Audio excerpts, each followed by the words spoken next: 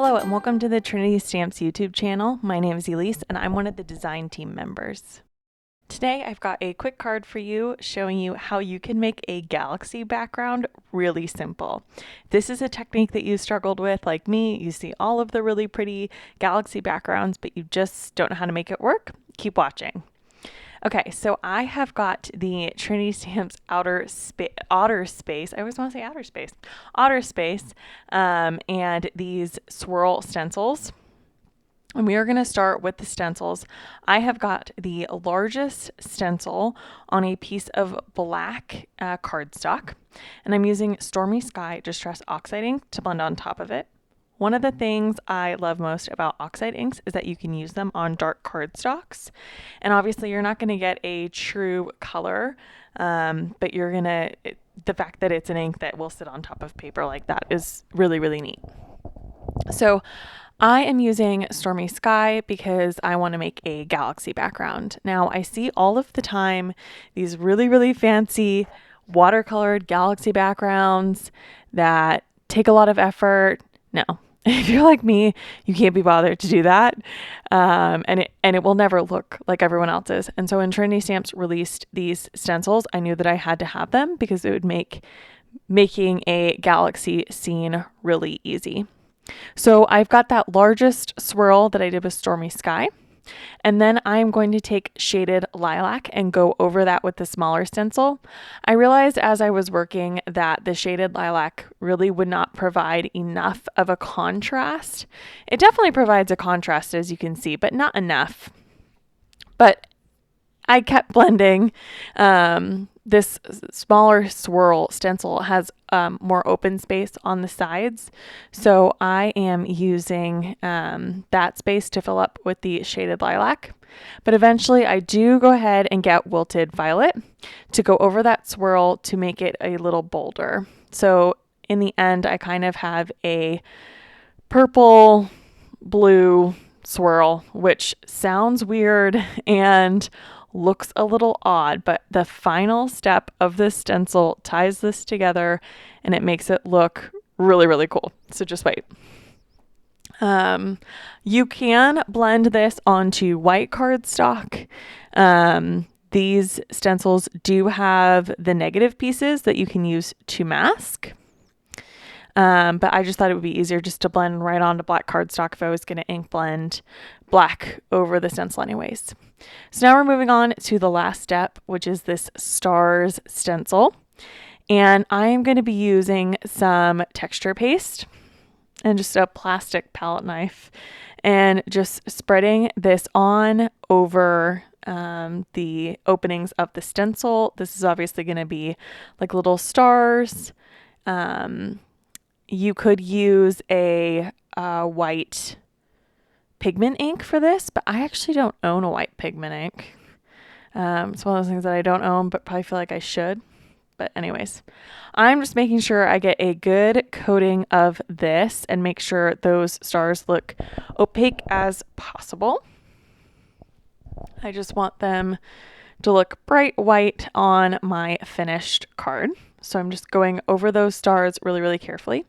Obviously, this is very sped up. I've got this 2 times sped up so that we don't just sit here and watch me ink blend forever. I want this to be a quick video. So this stencil set makes this so simple, and I never would be able to achieve this look without these stencils. So I'm very appreciative of them. Voila! Now you can see what that's going to look like, and it really does look like a galaxy sky. So from here, we are going to move on to doing some of the stamping. So I have my 2 little space otters and some of the coordinating sentiments. There's a lot of really fun sentiments in this stamp set. The one that I am going to use is the Hope Your Birthday is Otter This World. But there are lots of other fun kind of punny sentiments that you can use for this. Make it just like a hello card, or I'm using this for a birthday card. Lots of fun things you can do. For the ink, I am using Hero Arts Intense Black because I'm going to do some Copic Coloring here in a second. using my MISTI tool so I can stamp this down more than once. I do not make a card without the MISTI tool. I know that they're an investment, but I think it's something definitely worth investing in. You can see I just slide or glide over my MISTI door with my sleeves. It's pretty much why I'm always wearing long sleeves in my videos, because I know I'm going to have to glide over my MISTI door. Also, I'm always cold. All right, moving on to the Copic coloring. So I'm not doing very fancy Copic coloring.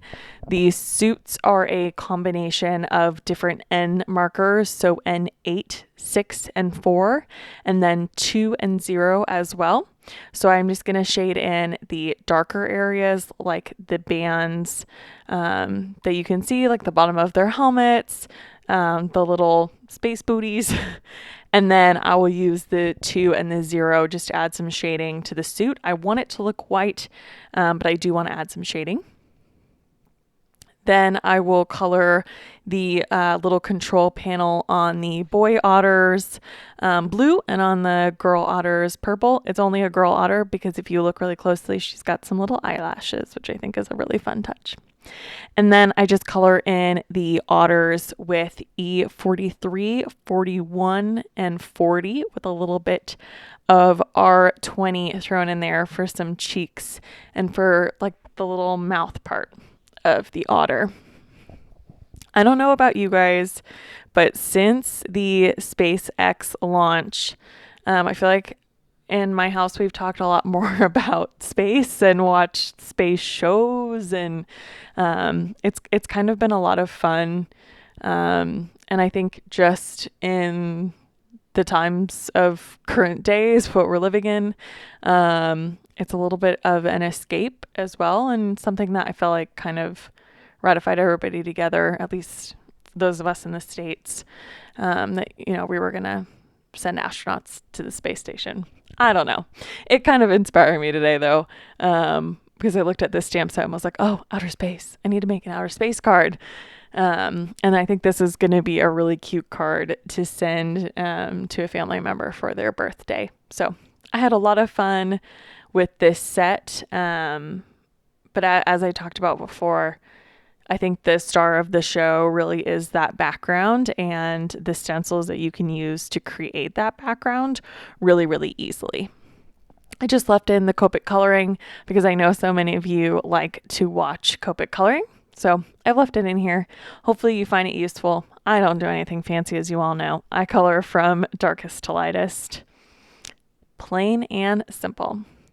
Just going to finish up that coloring and then we can move on to card assembly. So I've got all of my pieces die cut here, and I've cut out my background. Now, while I'm going on my background to my card base, this is just going to be an A2 size card. I will say that in the die set for this stamp set, there are all of the coordinating word dies. They are all separate, and for honestly timing today, it was just easier for me to just cut these down into strips. But I do really like the look of the individual words, and I like that there are dies for all of the individual words, so that you can kind of mix up your sentiments, make them your own. You don't have to use the sentiments as they're given to you, and you can get a different look from them. So I do appreciate that. Now I'm just laying out how I want my card to look. And once I kind of know how I'm going to place everything down, I just used foam tape to adhere all of this down. So both of the sentiments and the little otters, you're watching me add those down now. And that completes my card. It was a pretty easy one today. All in all, this took me just over half an hour, which for me is a pretty quick card. So I know that this would be an easy one for you all to replicate at home. Thank you so much for watching this video over on the Trinity channel. If you want to see more from the design team, be sure that you subscribe. There's some other videos that you can watch on the screen, and we will catch you in the next one.